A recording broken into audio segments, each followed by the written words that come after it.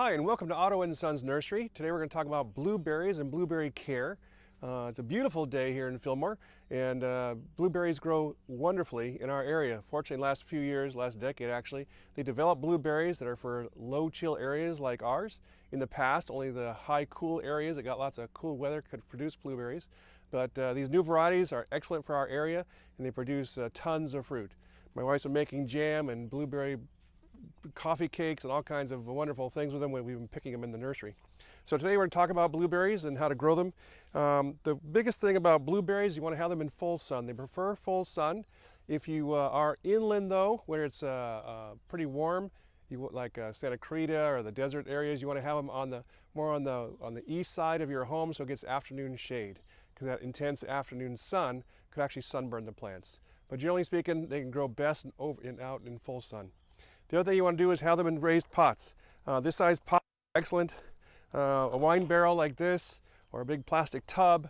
They don't like our native soil where you put things in the ground. Our ground tends to have poor drainage, and blueberries like to have good drainage. They also like to have acidic soil. To create that good drainage, a raised planter bed can work. So you don't want to do a pot like that, but you can put some boards on the ground, and maybe 6 or 8 or even 12-inch tall boards, and fill that area with the mix I'm going to talk about in just a moment, and that will be a good substrate for that plant to grow in. The plants you want to the material you want to put the plants into, the soil mix, you don't want to use our native dirt. The plants like to have acidic soil, more like our gardenias, azaleas, camellias. You might be more familiar with those. And you'll want to use 100% of the mix, which is bark. Use 1/3 of the bark. Use 1/3 of a shade mix, and 1/3 of a peat moss mix. Now that's an ideal situation. You'd mix those 1/3 each. Then you would add some soil sulfur into that blend. If you need to cut something out because you're only going to plant 1 or 2 plants, then you can skip the peat moss and just use the shade mix, and the bark. Use 2/3 of the shade mix and 1/3 of the bark. But in our mix that we use here, we do 1, 1, and 1. 1/3 of each item. And that grows excellent blueberry. The roots like that. Also, when you fertilize, you want to fertilize using an acidic type fertilizer. There isn't a blueberry fertilizer that I found, but the GMB rhododendron azalea camellia fertilizer, which is an acid-based fertilizer. It helps promote the acidity in the soil, the pH. That's what you would use for that.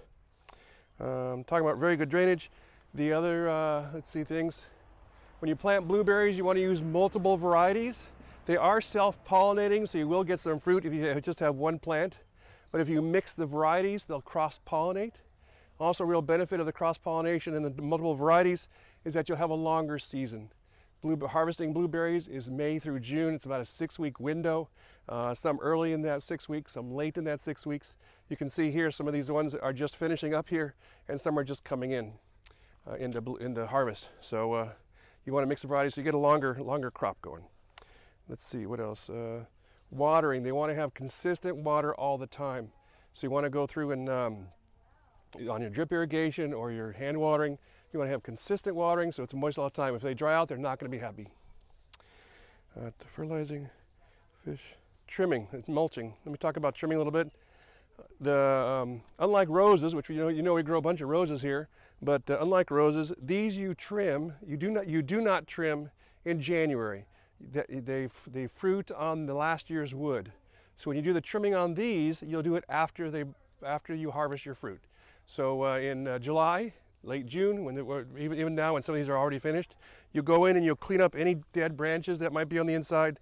You'll thin them out a little bit, getting rid of the small spindly branches, leaving plenty of foliage because you don't want the plant to sunburn.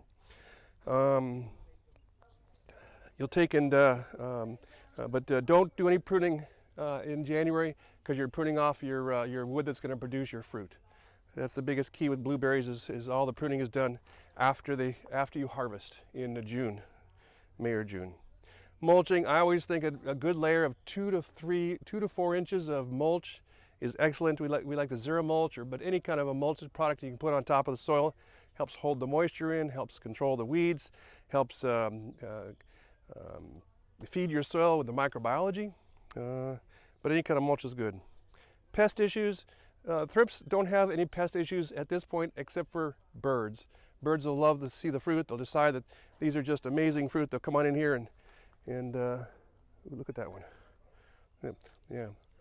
They'll come in here and they'll come in and collect your fruit, so you need to go through and use a net if you want to keep the birds away.